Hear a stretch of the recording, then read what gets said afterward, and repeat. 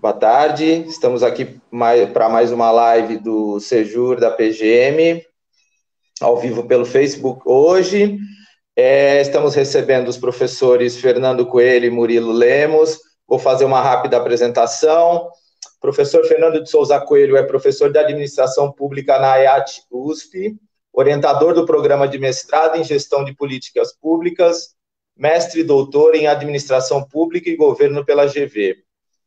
Professor Murilo Lemos de Lemos, ele é ex-chefe da Assessoria de Relações do Trabalho da Prefeitura de São Paulo, mestre em Gestão e Políticas Públicas pela FGV, especialista em Gestão de Pessoas na Administração Pública.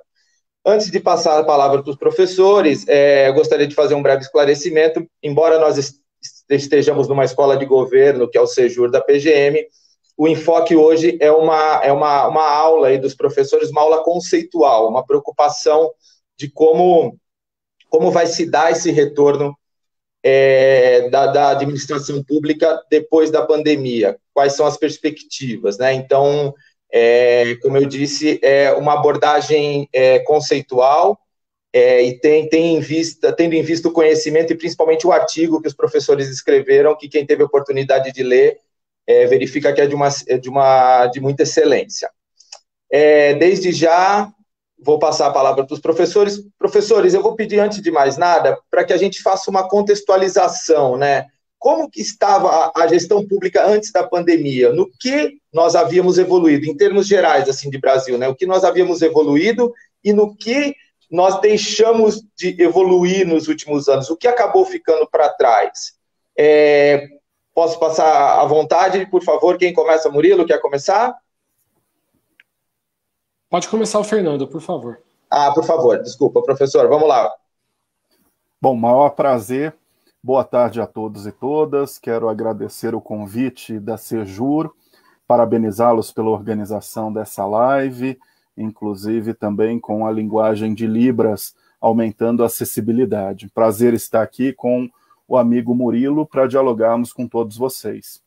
Eu acho que numa análise de um horizonte temporal de longo prazo, isso é muito importante, como vamos falar de gestão pública, mostrarmos como a gestão pública evolui no Brasil, até para desconstruirmos um pouco aquela imagem que muitas vezes, a partir do senso comum, as pessoas têm sobre um imobilismo na gestão pública, como se a gestão pública muitas vezes fosse sinônimo de ineficiência ou corrupção. Longe disso, a gestão pública ela tem um padrão de evolução que é um padrão incremental, e se nós tomarmos a gestão pública contemporânea no Brasil, tendo como ponto de inflexão a Constituição de 1988, nos últimos 30 anos nós tivemos uma evolução muito importante em todos os níveis de governo. Basta compararmos a inacessibilidade que nós tínhamos em termos de muitos serviços públicos algumas décadas atrás e como nós evoluímos, não só em termos da prestação de serviços públicos derivados de sistemas de políticas públicas, mas também a partir da organização das áreas meio, que suportam todo esse sistema de política pública e a prestação dos serviços públicos. Podemos falar, por exemplo, de mudanças na dimensão econômico-financeira, começando a partir dos anos 90, a importância da estabilização econômica com o Plano Real, o ajuste fiscal chegando na Lei de Responsabilidade Fiscal, a partir dos anos 2000, feito o ajuste fiscal, a retomada do investimento do setor público, traduzindo direitos sociais que estavam na Constituição em sistemas de políticas públicas e ampliando as políticas públicas e o acesso aos direitos. Podemos debater também a melhoria da qualidade dos serviços públicos em algumas áreas, do ponto de vista de reformas administrativas, pautadas muitas vezes em processos de desburocratização, o incremento do governo eletrônico, a retomada do treinamento e desenvolvimento a partir das escolas de governo, como é o caso da Sejur. Podemos discutir também, do ponto de vista sociopolítico, a aproximação gradual que o setor público realiza com a sociedade civil, a partir de conselhos gestores de políticas públicas, a organização das conferências de políticas públicas, a realização de audiências, enfim, nós temos muitos avanços na gestão pública brasileira nos 3 níveis de governo. Claro que, quando vamos fazer um debate entre o antes e o pós-pandemia, nós necessitamos encurtar esse período de análise e dizer que, para além desses avanços, nos últimos anos, nós também tínhamos algumas dificuldades que estávamos considerando. Por exemplo, estamos numa crise econômico-financeira nos últimos anos. Estávamos tentando retomar esse processo. Isso estava tendo impacto em termos de organização da produção do trabalho no setor público. Muitas vezes nós paramos, por exemplo, de realizar concursos públicos importantes, deixamos de fazer um processo de capacitação, muitas vezes porque, diante do ajuste fiscal, as escolas de governo às vezes não têm o orçamento necessário, né? Temos um certo desequilíbrio entre controle e gestão, que nós precisamos novamente no Brasil fazer um trabalho de equalização. Às vezes o controle se sobrepõe ao processo de gestão. Então, essas características estavam dadas, né, recentemente. E do ponto de vista mais amplo, considerando a sociedade, que muitas vezes vê a gestão pública do ponto de vista daquilo que é divulgado na mídia, e não estou aqui fazendo uma crítica da mídia, mas às vezes se associa a gestão pública com uma imagem tão somente de ineficiência e corrupção, como se não houvessem boas práticas e inovação no setor público brasileiro. Nós temos a todo momento boas práticas e inovações espalhadas por todo o setor público brasileiro. É que às vezes a gente não consegue divulgar e ou comunicar isso, porque o foco está nos problemas e não nas soluções. Mas para além do Estado que tem problemas, esse Estado também é solução. E já avançando para discutirmos a pandemia, nós começamos a observar quão importante é o Estado. Quem começou a observar? A sociedade. Está aí o exemplo do Sistema Único de Saúde, cumprindo a sua função, a partir de diversos profissionais da área de saúde que se reorganizaram em termos do seu trabalho para o enfrentamento da Covid-19, a própria área de assistência social, a partir da organização do SUAS, né, que é uma área importante nesse momento, considerando a desigualdade que nós temos no Brasil e a experiência que essa área tem de cadastramento das populações mais vulneráveis, inclusive para poder receber, neste instante, os diversos auxílios que estão disponíveis, né, nos 3 níveis de governo, a área de segurança pública, claro. E aí nós estamos falando daquelas áreas que estão na linha de frente para a população, mas não podemos desconsiderar aquelas áreas que são muitas vezes invisíveis a essa população, que é o que nós denominamos de casa de máquinas. Aqueles funcionários que trabalham nas diversas áreas meio, desde a área jurídica, passando por áreas técnicas e administrativas, e que acabam suportando todo esse chão de fábrica das políticas públicas, ou a chamada burocracia do nível da rua, que está prestando serviço para a população, seja no hospital público, no posto de saúde, na escola, agora com a educação remota emergencial, o profissional de assistência social e assim por diante. Muito bom. Murilo, você quer fazer alguma consideração ainda sobre esse ponto, Murilo, por favor? Boa tarde, Beto, boa tarde, Fernando, Letícia. Muito obrigado mais uma vez pelo convite. É um grande prazer, uma grande alegria poder estar aqui com vocês, fazendo uma discussão tão relevante nesse momento, né, para o serviço público. Acho muito interessante o fato de ser uma live aberta. Nós com certeza devemos ter muitos servidores, mas também, inclusive, membros da sociedade civil, cidadãos que estão aí assistindo, querendo entender melhor, né, esse processo. Muito bacana. Eu acho que um dos elementos aí que a gente pode colocar como linha de corte aí, já começando a análise, né, do pré-pandemia para o pós-pandemia, justamente está intimamente ligado com a questão da tecnologia, né? Se você fizer uma análise como a que o Fernando fez, um pouco histórica, mas vendo do ponto de vista tecnológico, né, entendendo tecnologia naquele conceito clássico de sendo a ferramenta que você usa para trabalhar, né, independente de ser computador ou não. Muitas vezes é senso comum, né, a gente fala tecnologia, já se pensa logo em máquina. E tecnologia pode ser o cinzel que o artesão usa. É essa tecnologia que ele usa para fazer o trabalho dele, né? Então, pensando na tecnologia, né, no artefato que é utilizado para construir o seu trabalho, para produzir, né, o seu trabalho, a gente fazendo essa análise, a gente vê que a administração pública no Brasil ela já tinha passado por uma primeira evolução, digamos assim, que foi a evolução mesmo do cartório, né, da pasta Z, do carimbo, da carimbeira, né, da caneta, para o computador, né? Muitas vezes, especialmente municípios menores, a gente vê que foi a famosa informatização burra, né?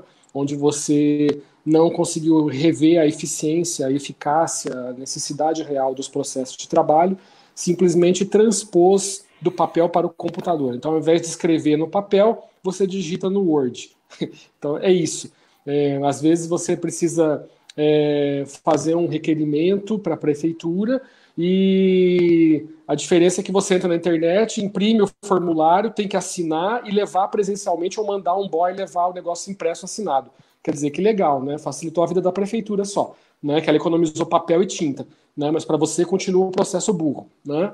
Então você teve essa primeira etapa de pré-informatização, digamos, de semi-automatização, né? Onde você tem, por exemplo, rotinas de trabalho que eram feitas na fichinha amarela, no papel, e agora são feitas no Excel, digitando manualmente, mas no Excel. Já é um avanço, mas eu acho que agora a pandemia ela empurra de vez, né, arremessa de vez a administração pública brasileira numa segunda etapa desse processo evolutivo, que é da informatização efetiva, né, inteligente dos processos, né? Quando a gente passa, por exemplo, pela discussão do teletrabalho, você vê que órgãos públicos que já passaram pelo processo de digitalização dos seus processos físicos, né, papel mesmo, a pasta, né, estão indo para o trabalho de maneira muito mais fácil do que quem ainda tem o processo em papel, né? Então, só para dar um exemplo, então você realmente, ao invés de você ter que ficar tramitando o processo fisicamente com carrinho e com o malote, você tramita como se fosse um e-mail mesmo. Você vai lá, assinatura digital e pronto, né? Então, isso gera um ganho de produtividade, um ganho de eficiência muito grande, desde que seja feito com planejamento, com capacitação, né? Então, aí que vem o primeiro gargalo que a gente está enfrentando nesse momento, que eu acho que vale a pena destacar, quando a gente pensa em comparar esse antes e depois, é que, primeiro, que é injusto você, muitas vezes eu vejo aí, tanto na academia como revistas de negócios, enfim, aquela comparação pura e simples do teletrabalho na empresa privada e o teletrabalho no setor público, né? Primeiro porque a natureza do trabalho muitas vezes é bem distinta, né? O setor público é um prestador de serviço por excelência, né? Então a prestação de serviço tem uma série de nuances aí de como você faz a transmutação, aí, a transposição para um trabalho digital, né? Isso é um ponto. E o segundo ponto é que o teletrabalho ele já vinha sendo praticado de maneira mais organizada, planejada e estruturada nas organizações privadas, na média, do que nas organizações públicas, né? As organizações públicas tipicamente estavam com algumas ilhas lá que tipicamente, por uma série de questões, desde a natureza do trabalho até a cultura da organização, já tinham adotado o teletrabalho. Um exemplo clássico são os órgãos jurídicos, né? A área jurídica das prefeituras, dos governos estaduais, enfim, até também pela natureza do seu trabalho, entraram muito bem no teletrabalho antes da pandemia, bem antes da pandemia, né, no geral. No entanto, outros órgãos e outras carreiras que já poderiam também ter migrado sem nenhum problema, sem nenhum prejuízo ao seu trabalho, por uma série de questões também, desde resistência cultural até falta de investimento ou falta de vontade política, não migraram e permaneceram presencial. E o que a gente viu agora com a pandemia foi justamente esse teste de fogo. As áreas foram arremessadas ao teletrabalho sem planejamento, né?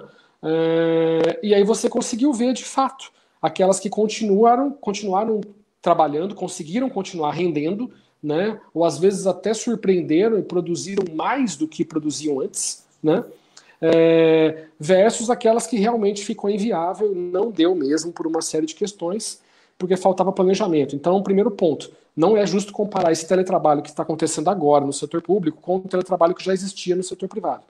Porque aquele, muitas vezes, já tinha sido concebido, planejado, preparado, as pessoas tinham sido capacitadas, que é um fator fundamental, tecnologia, infraestrutura, processos, estavam preparados para o teletrabalho, né? Isso é um aspecto importante de ser levado em conta. E agora o desafio nessa comparação do antes e do depois, a gente vai falar depois sobre isso também, vem agora na questão da retomada, né?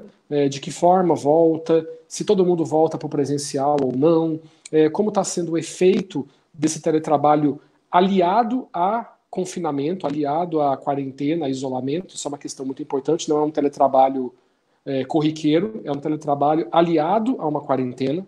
Isso tem impactos violentíssimos na questão da saúde mental e mesmo na questão do desempenho, né? O exemplo clássico é: se eu estou no teletrabalho em condições normais de temperatura e pressão, eu que sou mãe, meu filho está na escola. Eu que sou pai solteiro, meu filho está na escola. E eu estou trabalhando em casa.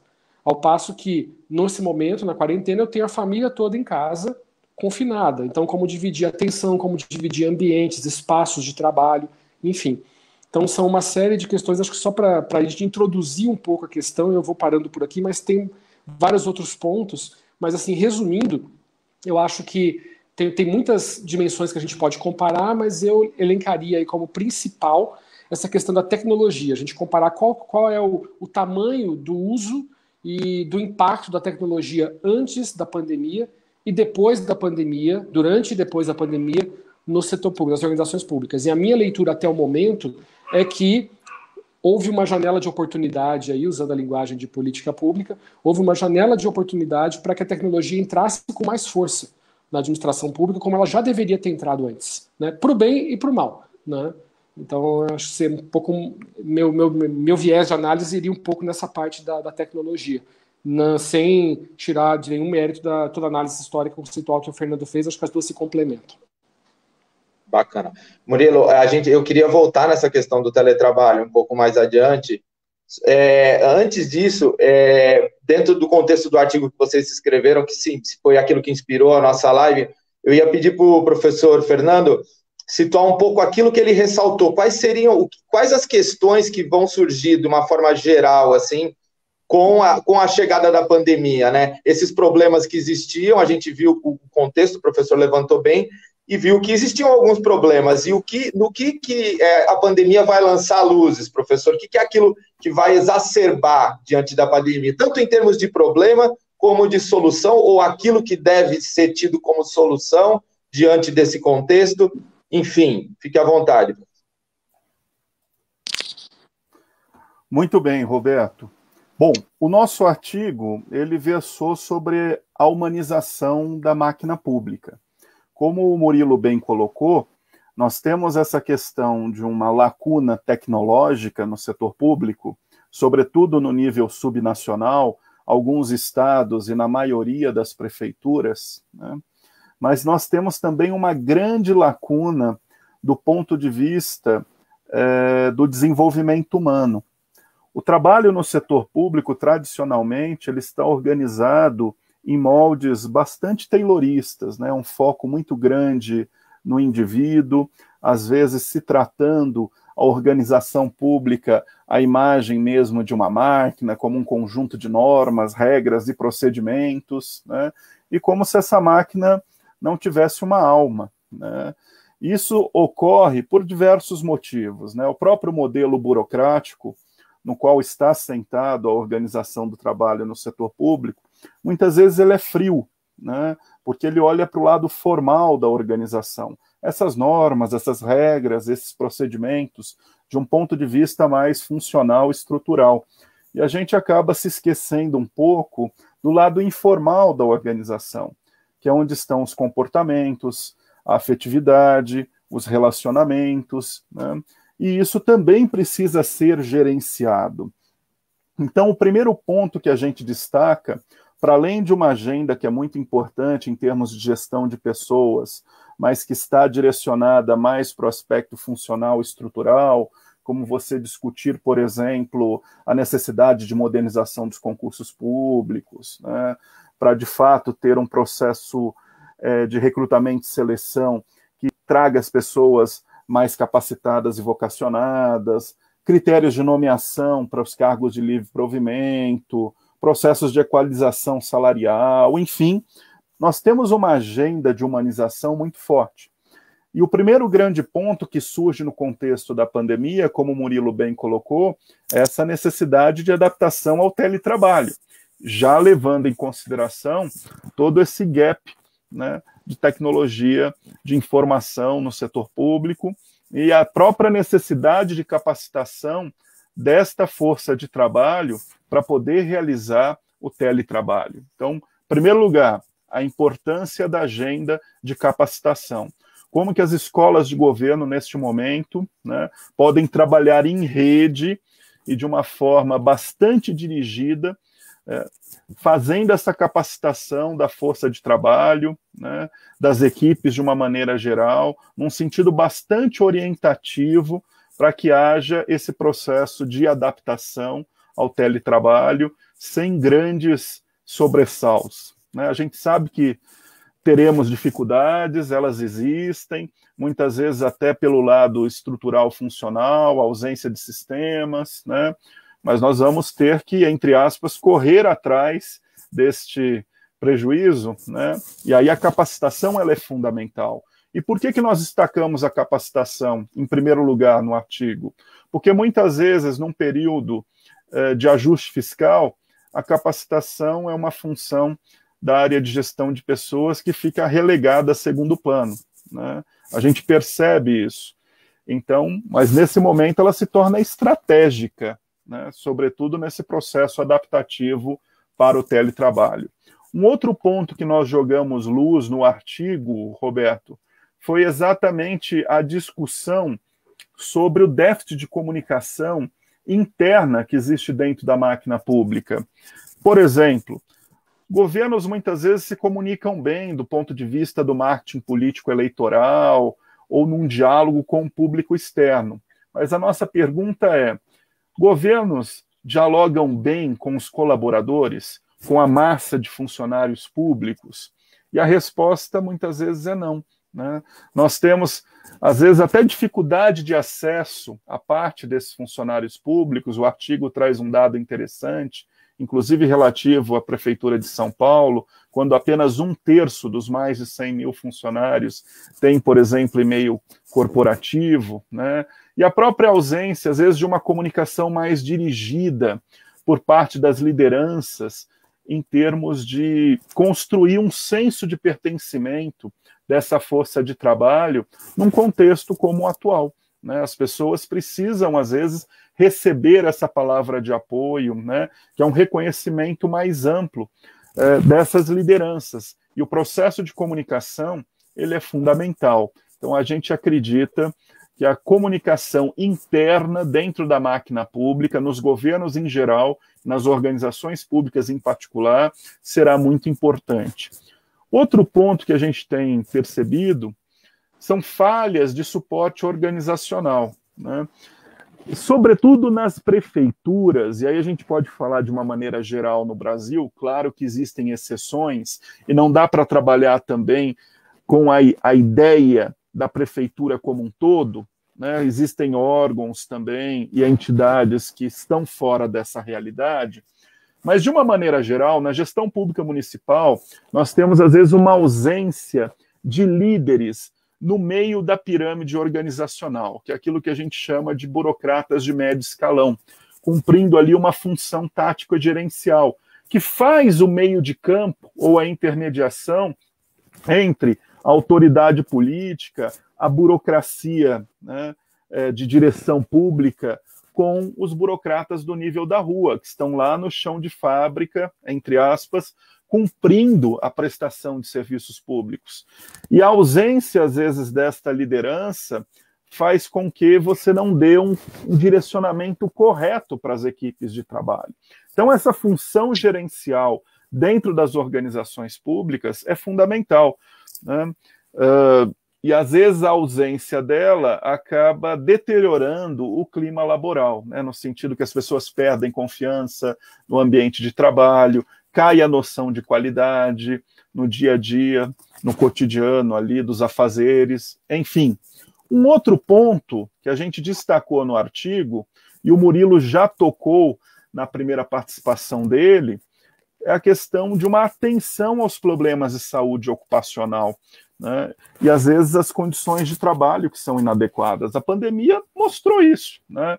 A realidade de muitos profissionais que estão na ponta, na linha de frente, às vezes sem os equipamentos de proteção individual, né? Até porque aí houve às vezes dificuldade de aquisição, ou a área de compras públicas teve também que fazer um processo de ajustamento, ou mesmo comprando no tempo correto, às vezes a entrega teve um atraso diante do aumento explosivo da demanda por todos os governos, enfim. Mas pegar este caso em particular para jogar luz, né, nos problemas de saúde ocupacional que existem em todas as organizações públicas ou privadas. Mas no setor público, às vezes, isso passa ao largo. Nós não damos a devida atenção, né? Existem condições de trabalho inadequadas que às vezes podem ser resolvidas facilmente, questões ergonômicas, né? E às vezes até a falta desse líder, né, desse burocrata de médio escalão ali no meio da organização, cumprindo com esse papel gerencial, você acaba não tendo pessoas capazes de fazer esse diagnóstico e propor a solução desses problemas. Então, de uma maneira geral, essas coisas estão interrelacionadas. E jogando luz também num último ponto do artigo, é que nós estamos também num momento de forte brutalização da política, de uma forma geral, né? É uma certa influência aí do contexto nacional, na própria ambiência do fazer política, a pressão também imanente da pandemia, acaba levando ao aumento dos assédios morais, por exemplo, de discursos raivosos, às vezes discursos que desqualificam a própria classe de trabalhadores dentro do setor público, fazendo generalizações absurdas, né, que acabam contribuindo para um processo de desconstrução da imagem do serviço público até perante a sociedade, enfim. Então nós temos que prestar muita atenção, né? Claro, o assédio moral está ali na realidade das organizações, nós precisamos ter ações para coibir, né, e para enfrentar esse problema, mas tem uma questão de um assédio mais amplo, que vem sendo apontado por alguns especialistas, que é o assédio institucional, né? É como que determinados agentes políticos, né, às vezes cumprem com esse papel de assediar organizações públicas, no sentido de construir um discurso raivoso em termos daquelas organizações, ou desconsiderar o papel importante de uma organização aqui e acolá. Então, isso acabou entrando aí numa certa guerra fria, podemos assim dizer, entre alguns agentes políticos com os grandes contingentes de trabalhadores no setor público, especificamente alguns que estão em algumas organizações, né? Então, nós precisamos trabalhar esses pontos, né, buscando uma revalorização da imagem do serviço público, e isso é um papel de todos nós, né, dos agentes públicos, mas também dos agentes políticos e da sociedade. Afinal, esse serviço tem a sua importância, está aí a pandemia para mostrar quão importante é o serviço público nas mais diversas áreas, e tomar as lições dessa pandemia no sentido de construirmos, vamos assim dizer, uma política pública de gestão capaz de gradativamente e dentro das nossas possibilidades ir aumentando a capacidade institucional do serviço público, né? Fortalecermos essa capacidade considerando aí as falhas e lacunas, né, que existem nos governos e nas organizações. Ora, pode ser a ausência ou insuficiência de recursos humanos, uma determinada área, ora pode ser a necessidade de uma capacitação daqueles recursos humanos que lá estão, ora pode ser um problema de tecnologia ou de adequação em termos de material de trabalho, ou de melhoria das condições de trabalho. Tudo isso precisa ser pensado dentro de uma ampla política pública de gestão. Perfeito, professor. Antes de passar para o Murilo, eu queria fazer uma consideração, queria ouvir o professor e, na sequência, o Murilo já pode... o professor acredita que existe uma... a pandemia pode representar uma, digamos assim, uma linha de corte, uma mudança de paradigma nessa questão aí desse caminho que parecia sem volta aí de desvalorização, desse ataque ao servidor público, ao serviço público. A pandemia pode representar essa, digamos assim, a ficha que vai cair na cabeça dos governos ou da população em geral sobre a importância do serviço público e do servidor público. Passo para o professor e Murilo já pode fazer suas considerações na sequência sobre tudo aí que você achar devido. Bom, a minha resposta, eu diria, eu espero que sim, né? Eu não vou dizer eu acho que sim, porque eu ainda tenho algumas incertezas, sobretudo porque é uma mudança de mentalidade que depende também, não só da classe dos governantes, né, mas, sobretudo, do apoio da sociedade, né? Você precisa ter uma compreensão ampla da sociedade sobre a importância, em primeiro lugar, do setor público e da política, né? E a partir do setor público e da própria política, a prestação dos serviços públicos que são de direito da sociedade, né?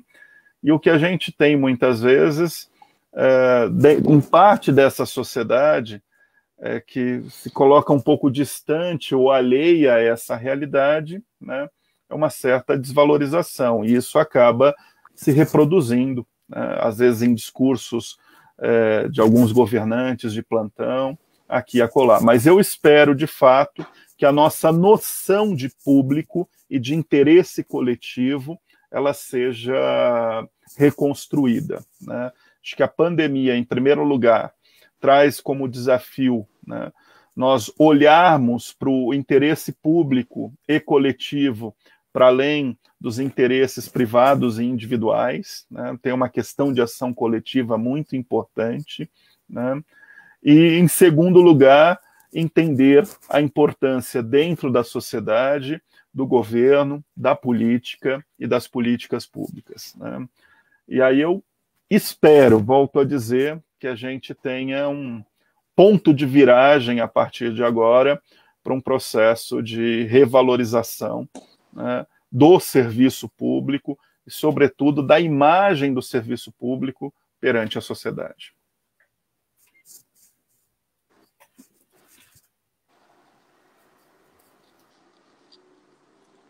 Bom, eu acho que, partindo dessa questão aí já da imagem, né? Como o Fernando bem comentou, o governo é melhor, ele comunica melhor para fora do que para dentro. A comunicação interna é muito falha, né? Mas mesmo essa comunicação para fora ainda é uma comunicação que tem uma série de ruídos, tem uma série de problemas. A comunicação acaba sendo mais clara em época pré-eleitoral, claro, visando a campanha, não tanto visando a questão de transparência, de accountability, de prestação de contas contínua ao longo do mandato. Quando acontece, muitas vezes são números manipulados, maquiados, o que tira a credibilidade dessa comunicação. Então, o cidadão muitas vezes tem a impressão de que lá vem aquele cara de novo falando que tudo melhorou. E eu, como cidadão, sei que não é que tudo que melhorou, né? Você me fala um prefeito que na sua comunicação com os cidadãos admitiu que alguma coisa está ruim, que alguma coisa está pior. Não, ele é céu de brigadeiro, ele vai enaltecer nas comunicações dele sempre as coisas que estão positivas, aquilo que está bom ele vai falar que está ótimo, aquilo que está normal ele vai falar que está bom, aquilo que está péssimo ele vai falar que está normal. É sempre mais que um nível para cima, né? Então, perde a credibilidade.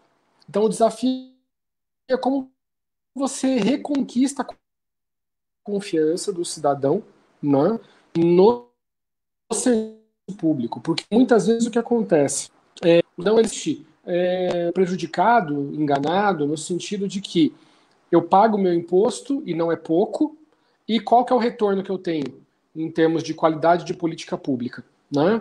É baixo, né, pelo nível de imposto que eu pago. Isso é um fato, o Fernando sabe, tem vários estudos comparativos até internacionais que mostram a questão de quanto a gente paga de imposto no Brasil versus qual o retorno que a gente tem em termos de política. Está muito abaixo do que seria aceitável, comparando com outros países aí. Né? Então, existe esse desafio de como você mostrar para o cidadão, né, e aí tem várias instituições, né, independentes, ONGs, enfim, que fazem isso, né, que buscam a transparência, o acesso à informação de fato, o que está acontecendo. Infelizmente, muitas vezes se enaltece mais o que está ruim, né, a corrupção, o desvio, o problema. Muitas vezes, então, o professor Gaetani, ele destaca isso, né, nos artigos recentes, aquela questão que já estuda há bastante tempo, que é as ferramentas jurídicas que existem hoje de controle, muitas vezes acabam sendo exageradas e acabam até inibindo a ação do gestor. O gestor ele fica inibido de tomar uma iniciativa inovadora, né, de fazer um projeto bacana, porque ele pode ser responsabilizado depois por tribunais de contas e tudo mais. Olha, você não poderia ter feito isso, que não tinha uma lei especificamente que aprovasse isso. Né, o direito administrativo, aquela velha história, só podemos fazer aquilo que a lei expressamente nos autoriza, em contraposição ao direito privado. Né? Então, ele fica meio de mãos atadas, ele quer fazer a coisa, mas ele tem medo porque ele sabe que se der alguma coisa errado, seja do ponto de vista moral, seja do ponto de vista apenas legal, quem vai responder por isso é ele juridicamente e o poder público não vai pagar os honorários advocatícios para ele. Então, ele fica na roça. Né? Então, isso inibe a ação do gestor, né, para a questão de inovações, de iniciativas que poderiam melhorar os processos. Né? E voltando à questão da comunicação, para ganhar essa credibilidade, para ganhar essa confiança, você tem que pensar em ferramentas de comunicação mais efetivas e mais honestas e mais claras. Né? E agora, no caso da pandemia, isso vai ficar evidente, né? De novo, pela questão aí do teletrabalho. Né? O servidor está em casa, né? Ele está em casa, está lá de perna para o ar, não está fazendo nada. Né? O servidor já não trabalha no presencial, na minha interpretação, eu como cidadão, eu olho e eu acho que o serviço público não está de qualidade. Então eu vou achar alguém para culpar, eu vou achar um bode expiatório. Pode ser o prefeito corrupto, pode ser o secretário ladrão, pode ser o servidor concursado que prestou concurso, empurrou a barriga, encostou a barriga no balcão e se acomodou, né? E não faz mais nada porque tem estabilidade. Né? Alguém para culpar eu vou encontrar. Né? A culpa nunca é minha, a culpa é do outro lá e ele que não faz o serviço legal. Né? Então, existe essa questão da perda de confiança. E essa perda de confiança reflete internamente também. Né? Você tem no setor público, não que isso não aconteça na área privada também, mas no setor público é mais notável uma guerra fria mesmo entre os gestores e o pessoal de carreira. Na maioria das organizações públicas, eu te falo isso pela minha experiência profissional que eu tenho em governo já há vários anos, você tem uma guerra fria. Você tem um corpo de funcionários lá concursados que jogam conforme a maré, que não importa o gestor que chega, eu vou me adaptar ao perfil do gestor, vou puxar o saco, chefe querido, aquela coisa toda, porque ele é passageiro, afinal ele passa, eu fico. Né? E você vai ter o outro corpo de profissionais que vão ser oportunistas mesmo, ver onde que eu posso tirar vantagem disso. Você vai ter aquele que quer contribuir de fato, independente da gestão que tiver, porque é meu dever como servidor público, concurso que eu prestei, eu quero trabalhar, não importa a cor da bandeira, eu estou aqui para contribuir, trabalho para o cidadão, não trabalho para esse partido que foi eleito. Né? Então ele realmente tem o ethos público nesse sentido. E a pessoa eleita, por outro lado, ou nomeada, né, como cargo de confiança, está lá para implementar um programa de governo que foi eleito. E ele tem essa pressão, essa cobrança do dirigente que foi eleito, né, do prefeito, do governador, para apresentar resultados em curto prazo. Afinal, a gestão é, no melhor das hipóteses, 4 anos, porque vira e mexe interrompe, troca secretário, descontinuidade de política pública, uma série de coisas. Né? Aquele projeto que estava indo bem é interrompido porque era do meu adversário, enfim. Então, uma série de... isso aí só acontece na Escandinávia. Né? Então, uma série de questões que aparecem aí e que abalam a relação de confiança que deveria existir entre o gestor e a sua equipe. abala, inclusive, a relação de confiança que deveria existir dentro da própria equipe, entre colegas de trabalho. Você vê um querendo passar a perna no outro, um querendo aparecer mais que o outro, um querendo acobertar o outro, que o outro não está fazendo nada, vou passar um pano para ele aqui, fingir que eu não estou vendo, coitadinho dele, né? Então, abala essas relações de confiança. E aí, por que eu estou falando isso? Porque quando você vai para um movimento de teletrabalho, você não tem mais o olho do chefe lá presencial. Então essa relação de confiança fica mais abalada ainda. Uma relação que já era tensa, de que tá um jogando contra o outro, um querendo fazer corpo mole, o outro cobrando demais, não sei o quê. No teletrabalho isso fica mais evidente porque eu não tenho mais aquele olho em cima o tempo todo. E às vezes o que acontece é um assédio moral, né? Um assédio digital praticamente, né? Onde a cobrança ela fica mais intensa ainda do que era no presencial. Na verdade, o que tem que se buscar é um equilíbrio, lógico. É um equilíbrio de responsabilidades, de cobranças, né? Um equilíbrio saudável, onde você tenha metas que foram negociadas, monitoramento de resultado, o chefe não só cobrando, mas auxiliando, dando suporte para que o funcionário possa esclarecer suas dúvidas e fazer seu trabalho. Mas essa relação ela fica tóxica, muitas vezes, indo para um dos extremos, né? O extremo de laissez-faire, de não faço nada, ninguém me cobra, eu finjo que trabalho, você finge que me cobra e está tudo bem, que é o que a gente vê em muitos modelos de avaliação de desempenho. Preenche aquele monte de formulário que não serve para porcaria nenhuma, porque não tem feedback de fato, não usa esse instrumento de avaliação de desempenho como insumo para planos de capacitação. Né? O maior pecado do mundo é, vamos fazer, então, que cursos a gente vai dar para o servidor? Ah, não sei, o chefe tira da cartola, e vamos ver que curso que está na moda. Né? Ou às vezes faz uma enquete, joga lá uma enquete no Drive, que curso você quer fazer? Né? E aí você perde o viés estratégico. Qual que é o viés estratégico? Se eu faço uma avaliação de desempenho que funciona, o resultado natural desse instrumento de avaliação de desempenho vai ser um plano de desenvolvimento individual. Vai ser os gaps de competência que o funcionário tem e como que ele pode fazer para melhorar isso. Eu faço um acordo com o meu chefe, daqui a um tempo a gente volta a conversar de novo e eu vejo se isso resultou em melhoria do meu trabalho ou não e o que pode ser feito. Né? Então, essa relação de confiança, ela já né, antes da pandemia, já era abalada por disputas políticas, uma série de questões, por chefes que muitas vezes são nomeados para cargo de confiança sem critério técnico, e às vezes o chefe chega, pendura o paletó e não faz nada, porque é aliado político e ponto final, e está lá só para ocupar a cadeira do partido X, né? Ou às vezes porque o outro extremo, que é o chefe muito carrasco, né, que vai cobrar coisas além do que o servidor pode entregar, gerando assédio moral, gerando adoecimento, gerando depressão, ansiedade, uma série de questões que vão afetar no resultado, né, do trabalho. Então, no pós-pandemia, o que acontece? Agora, durante a pandemia, essa relação está mais exacerbada, porque não tem mais o olho do chefe em cima. E no pós-pandemia, se a gente quiser que o teletrabalho funcione, uma das questões vitais é essa questão da relação de confiança. Né? Ela tem que ser restabelecida. E, de novo, eu só finalizando esse ponto, quando a gente pensa também nesse pré e pós, eu acho que tem uma oportunidade da gente pensar tanto em termos de humanização do trabalho, como a gente falou aqui, que confiança é um elemento fundamental para a humanização das relações, né?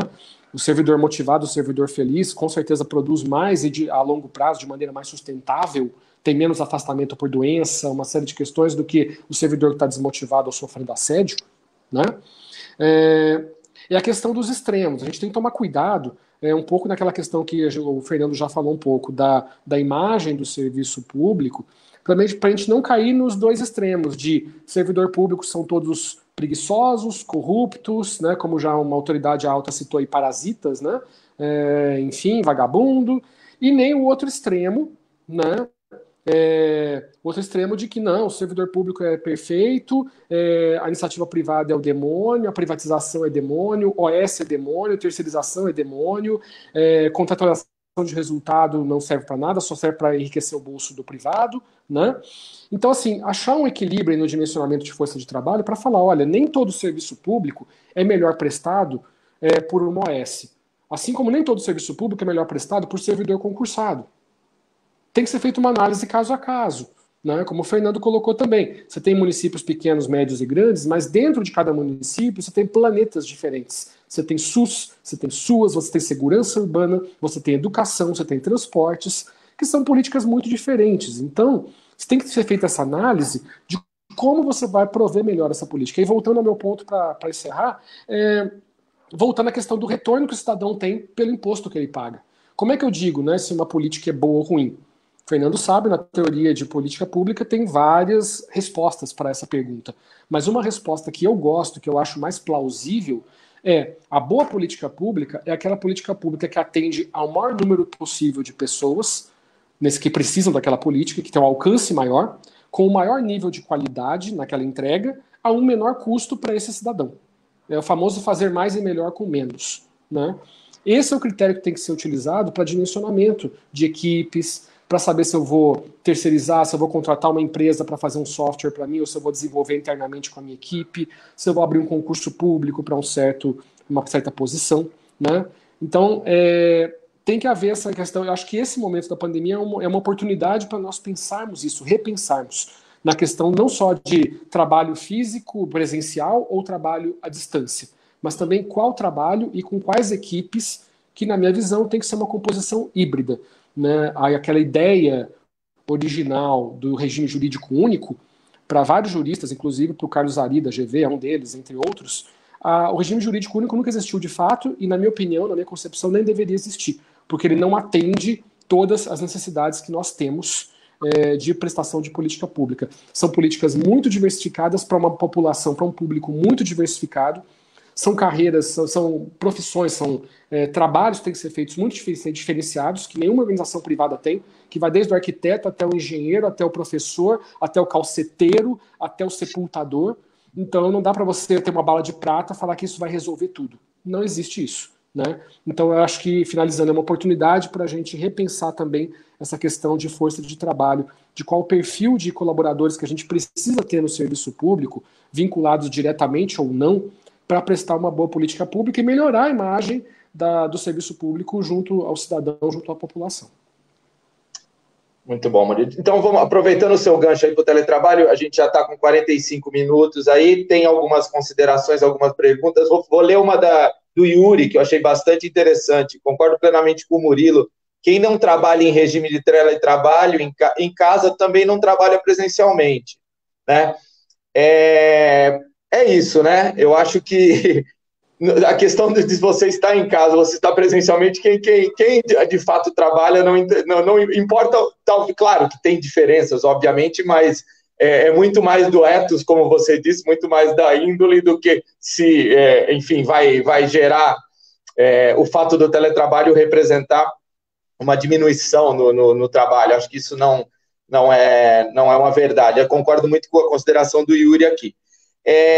Já pegando esse gancho, Murilo, assim, de uma forma geral, duas coisas que eu queria te perguntar, já te passar, e você na sequência, já, se o professor Coelho quiser perguntar. Você acredita que algumas considerações sobre que situações pessoais o teletrabalho pode render mais e quais ele pode render menos? Isso vale dizer, em quais situações, com que a administração deve se preocupar, assim, em linhas gerais, na hora de dizer eu vou implantar o teletrabalho aqui, não vou implantar ali, e a questão também da obrigatoriedade ou facultatividade do teletrabalho. Eu pergunto isso porque eu acho que tem muito aquela visão de o teletrabalho é um benefício para o funcionário, quando, na verdade, ele também pode ser um benefício para a administração em termos de produtividade. Eu comentava com os colegas antes de começar a live que tem empresas que se usam como redução de custo, né, o teletrabalho. Então, ele também tem essa visão de ser bom para a administração. E dentro disso, o que você acha que, quando ele é realmente bom, em que situações que ele funciona bem, em quais ele tende a não funcionar? Isso aí vale para os dois professores.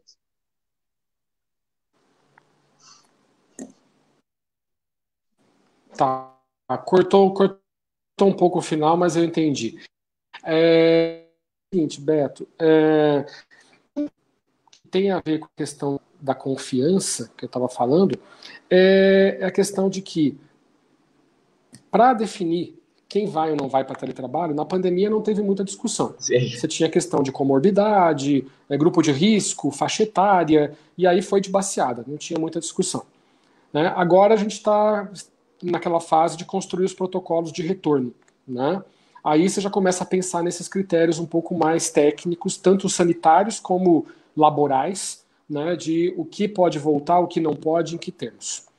Primeiro ponto fundamental, nós temos que ter algumas regras gerais, sim, que vão se aplicar para a prefeitura inteira ou para alguns segmentos macro, por exemplo, área de atendimento versus área de não atendimento. Então, contato com o público versus não contato com o público, enfim.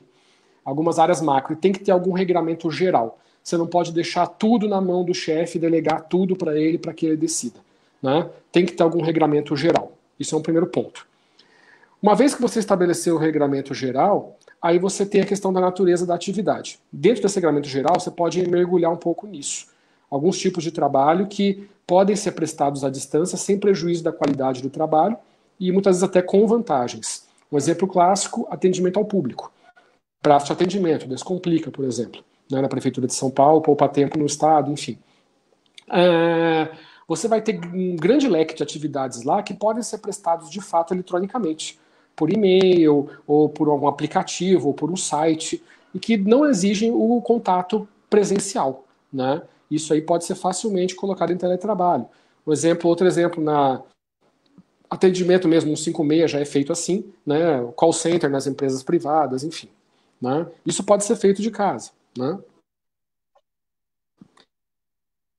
Uma outra questão importante, além da natureza, tem a ver sim com o perfil do colaborador e o perfil daquelas equipes. Aí é uma questão mais subjetiva, mas que tem que ser analisado, tem que ser negociado entre gestor e equipe. Tá? É um erro enorme você querer impor goela abaixo, estabelecer por decreto protocolos de ida ou de retorno do teletrabalho. Isso tem que ser negociado, de preferência envolvendo as entidades representativas dos servidores, envolvendo, quando não houver essas entidades, a equipe elege um representante para negociar com a chefia e estabelecer isso em comum acordo. Tá? Isso é fundamental, porque respeitando os critérios genéricos, é claro, os aspectos gerais que foram estabelecidos por decreto, enfim, com base em questões científicas, enfim, você vai ter esses aspectos específicos que têm que ser negociados internamente na equipe, a questão da confiança. Porque até do ponto de vista psicológico, vai ter gente que consegue fazer a certa atividade, certo trabalho muito bem presencialmente, e no teletrabalho não consegue. E vice-versa, por características pessoais. Não é por baixa capacidade intelectual ou por má vontade, é pelo perfil psicológico da pessoa mesmo. Então, eu vou dar um exemplo, eu no meu caso, não precisei, durante a pandemia, não precisei fazer teletrabalho, trabalhei presencialmente. E para mim foi muito melhor assim. Eu creio que eu nunca cheguei a realmente ser um trabalhador à distância, mas eu imagino que eu não desempenharia tão bem meu trabalho à distância como eu desempenho presencialmente. Só para dar um exemplo. Mas tem gente que é o contrário, que vai trabalhar melhor à distância do que presencialmente, enfim. São nuances que têm que ser discutidas, tem que ter fóruns, tem que ter comitês, comissões, enfim, para discutir isso. Não pode ser goela abaixo, não pode ser imposto.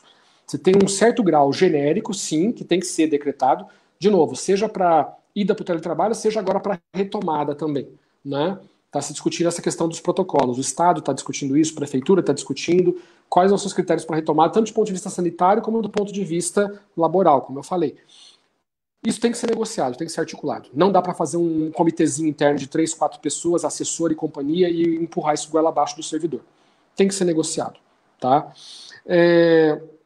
Para definir essas questões de quem vai e quem não vai. E a natureza do trabalho é aquilo que eu falei. Né? Dependendo do grau de informatização, de novo, né? Aquela questão dos processos já estão informatizados, é mais fácil ir para o teletrabalho. Você tem um processo em papel, é muito difícil eu ir para o teletrabalho. A questão de logística e equipamentos, né, de suporte, de infraestrutura, né? Existe aí uma questão jurídica que é polêmica. Tá? A mudança recente que teve na CLT quanto a teletrabalho, preconizou lá que em casos que o trabalhador não tenha condições para exercer o teletrabalho, por conta de conexão de internet ou porque não tem um equipamento adequado, enfim, o empregador é obrigado a fornecer esses equipamentos, essas condições para o trabalhador. O que acontece no serviço público? Não existe ainda nenhum regramento, não tem nada pacificado, não tem jurisprudência pacificada nesse sentido. Eu não posso arremessar também o servidor no teletrabalho, sendo que a casa dele só tem internet 3G, 4G, não tem banda larga, e o computador dele não funciona direito, e aí eu não dá nenhum tipo de apoio para ele nesse sentido, depois penalizá-lo por causa disso, porque o trabalho não foi realizado a contento. Né? Então isso tem que ser levado em conta também. O pessoal que está nos assistindo aqui, Sejur notadamente, o pessoal do meio jurídico sabe que, especialmente na área que eu trabalho mais, que é a gestão de pessoas, a gente faz muita analogia com a CLT. Mas a gente, apesar de ser regime estatutário, serviço público de administração direta, mas a gente só faz analogia com a CLT quando o estatuto não cobre. No que o estatuto cobre, a gente preconiza o estatuto. O estatuto é o que vale. Mas naqueles gaps que o estatuto não cobre, a gente vai para a CLT. Então, nesse caso, na administração pública, não existe um regramento fixo hoje definido para essas questões de infraestrutura para o trabalho em casa, para o trabalho remoto.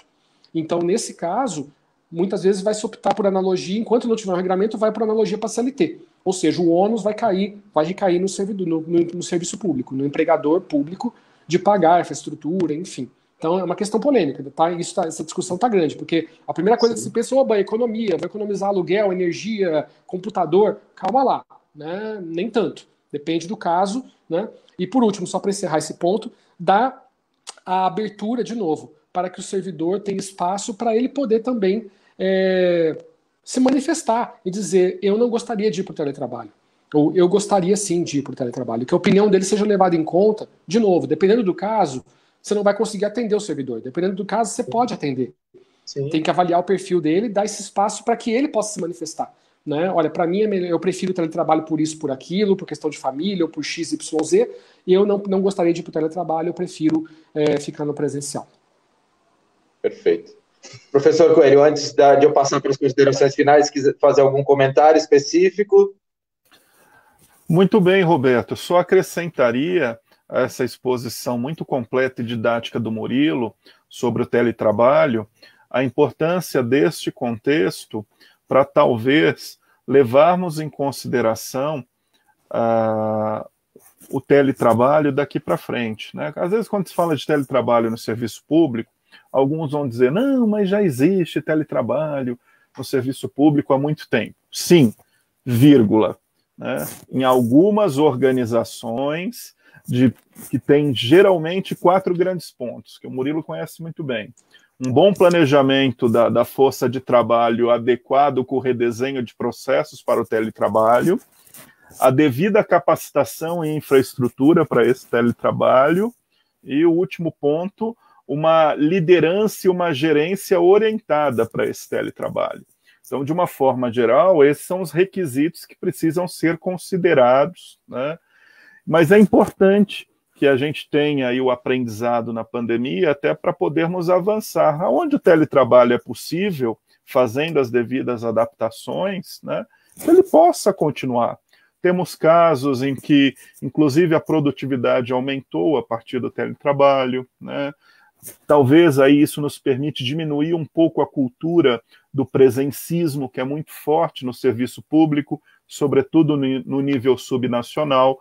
Não que a presença não seja importante, mas ela pode ser dialogada. Em que momento a presença é fundamental, em que momento talvez a gente possa flexibilizar, enfim, começar a fazer essas considerações no âmbito da organização do trabalho no serviço público daqui para frente. Excelente. Bom, nós temos algumas colocações aqui. A Márcia Oliveira vai falar como trabalhar com a gestão da inovação e a legislação. Isso o Murilo tocou bem, a velha dicotomia, né? Eficiência e legalidade, né? A velha briga na cabeça do administrador público. Isso a gente sabe como funciona bem. O Antônio Marques Costa Ouro, ele foi: quais caminhos possíveis para aumentar a capacidade de inovação dos gestores? A única resposta possível seria uma reformulação do arcabouço jurídico que dita as regras? Eu imagino que é mais ou menos nessa linha mesmo, né? Desse engessamento da administração pública que ele está tentando demonstrar a preocupação dele, né? O gestor é engessado, como ele inova dentro desse sistema, né?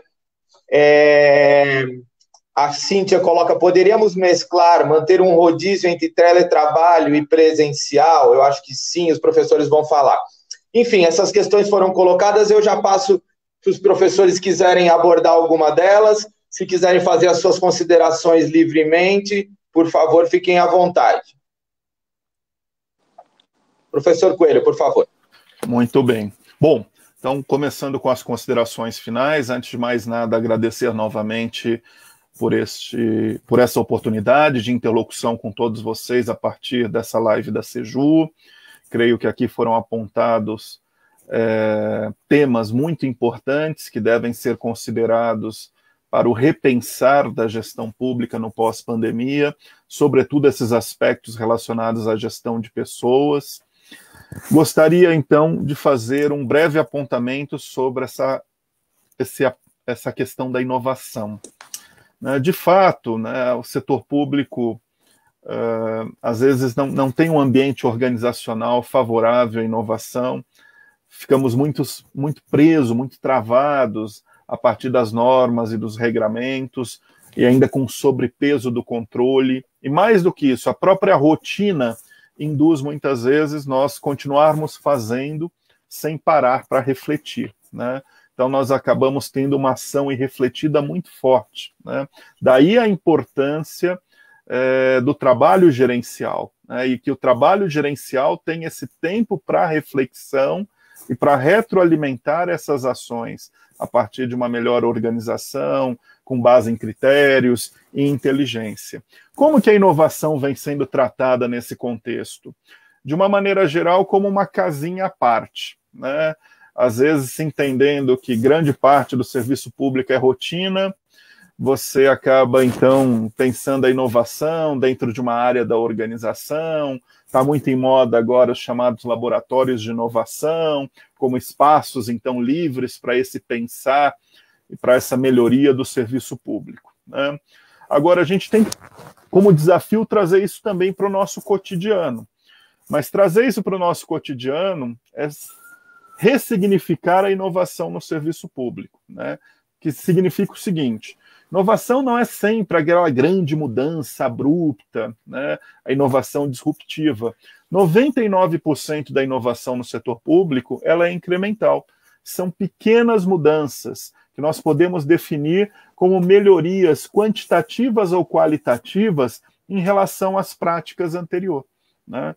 Isso precisa ser incentivado pelas gerências, juntos com as suas equipes de trabalho, né?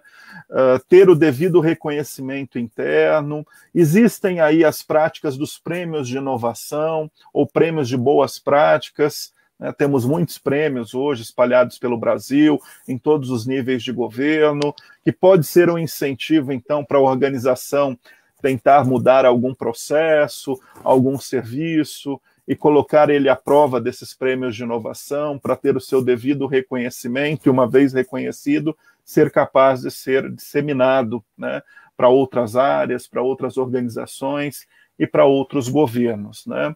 Mas eu gostaria de dizer, inicialmente, a inovação ela é um trabalho no nível gerencial. É encontrar um tempo para fazer a devida reflexão e, se possível, uma reflexão inter ou multidisciplinar entre as diversas áreas para destravar o nó, né? Sobretudo dialogando também com as áreas jurídicas, para ver os limites daquela ação, em termos de legalidade, dos princípios constitucionais, né? E fazendo o ajustamento mútuo disso gradativamente. Temos espaço para inovação? Temos, mas lembrando que a inovação no setor público, grande parte dela vai ser incremental. Então, como a gente vai gerando gradualmente essas melhorias qualitativas ou quantitativas em relação às práticas anteriores. Muito obrigado, Roberto. Um abraço a você e todos os colegas. Muito importante, professor. A colocação muito bem feita. Essa história de tirar tudo do zero, chegar e tirar tudo do zero, querer reinventar a roda, nunca funcionou bem. Eu concordo plenamente. Muito bem colocado. Murilo, vamos lá, por favor. Bom, então, a título de consideração final aqui, só alguns outros últimos pontos, né?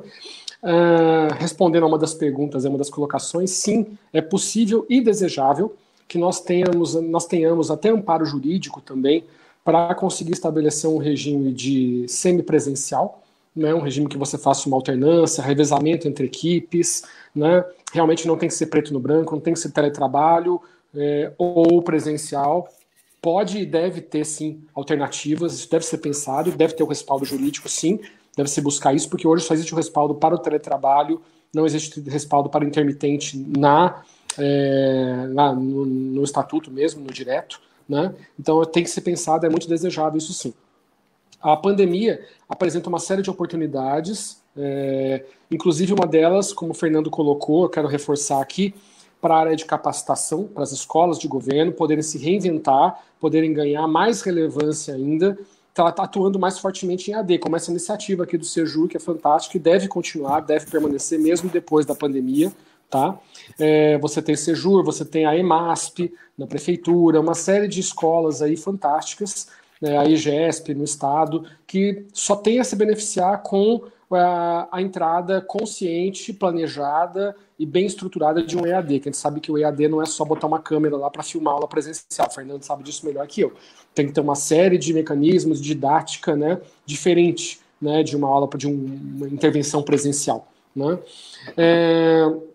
Tomar cuidado, acho que o Fernando colocou muito bem essa questão da inovação. Às vezes é aquela história, né, ser o ótimo inimigo do bom. A gente idealiza aquela questão ideal, vamos lá para isso e tal, só que a gente esquece que o universo da gestão pública, pelo menos para os governos, é de 4 anos na melhor das hipóteses, né? Então, às vezes, você tem uma ideia fantástica, só que quando ela começa a amadurecer, começa a ter potencial para ser implementada, acabou a gestão, né? Então, eu prefiro investir também em inovações incrementais, né? Eu acho que acaba tendo um resultado melhor a curto, médio e longo prazo, né? E outra questão importante, você evita os tais dos modismos, né? As consultorias de plantão aí que ganham uma fortuna vendendo ficção científica para a administração pública, né? Que não entendem nada do contexto do que é serviço público, vêm cheio e carregados de preconceito, porque só vêm com a experiência da iniciativa privada e acham que empresa é igual ao governo e não é. Tem muitas diferenças do ponto de vista cultural, do ponto de vista legal, né? Então, o mindset, a ferramenta, o jargão, enfim, tudo aquilo que a gente brinca muito, não funciona. Muitas vezes vai funcionar, sim, em algumas empresas, mas não vai funcionar no contexto público. Tem que ser feita a devida dosagem e parametrização. Tem coisas que funcionam? Tem coisas que funcionam. Tem coisas que não funcionam, tem coisas que funcionam com um certo grau de adaptação. Então, tomar cuidado com os modismos, com copia e cola, com preconceitos, né, com preconceitos que vem aí muitas vezes do gestor. Eu brinco que é o gestor com J, né? É o cara que acha que administrar o governo é igual administrar a empresa, não é, né? Então, tomar esse cuidado. E por último, a questão da saúde mental, que eu já falei, mas eu quero reforçar a importância disso, né? Tanto no teletrabalho como no presencial, né? É fundamental se pensar isso, que haja grupos, roda de discussão, grupos, enfim, nas secretarias para discutir a questão, um espaço seguro de comunicação, onde o servidor possa se comunicar com outros, dividir suas angústias, seus problemas, né? Uma terapia em grupo mesmo, é necessário, né? Empresas de ponta oferecem isso, o setor público precisa disso também. Existe até uma iniciativa que está fazendo muito sucesso, está indo super bem, no contexto da Prefeitura de São Paulo, que é na Secretaria de Desenvolvimento Econômico, tá? Da Prefeitura de São Paulo. Tem uma iniciativa lá que agora, na pandemia, ela continuou, foi interessante. Ela acontecia no presencial, na pandemia ela só migrou para o virtual, mas ela continua, como rodas de conversa, né, para falar como é que está indo as coisas, está tudo bem em casa, o que está acontecendo, né, grupos de trabalhadores que tem uma mediação de uma psicóloga que vai lá e faz o trabalho, com toda a segurança, com anonimato, é muito bacana, né? Então isso tem que ser valorizado, tem que ser reconhecido, tá? Então, mais uma vez, agradeço muito o convite e muito bom poder estar aqui com vocês. Beto, nos conhecemos, né, de fato hoje, mas você é uma pessoa fantástica, gostei muito dessa nossa interação, vamos manter isso. Continuo à disposição da Sejur. Fernando, grande amigo, um prazer enorme estar aqui com ele, debatendo isso, discutindo. Mandar um beijo aqui também para a Andréa, nossa colega, autora do artigo, né, que nos ajudou também bastante na elaboração desse artigo. E, de novo, continuar à disposição, estamos nessa causa comum aí, nessa causa mútua aí, de melhorar a qualidade do serviço público para os cidadãos. Obrigado mesmo. Nossa, gente, eu que só tenho a agradecer, realmente foi assim, espetacular, gostei muito de conhecê-los também. Queria primeiro agradecer aos professores, agradecer a Milde, nossa intérprete de Libras aqui, a equipe do Sejur, o André, a Letícia, a Bia, que ajudaram a gente, a Priscila, que ajudaram a gente a realizar essa live. Muito obrigado, uma boa noite. Continuamos nosso bate-papo no WhatsApp, professores. Um abraço. Um abraço, gente. Obrigado.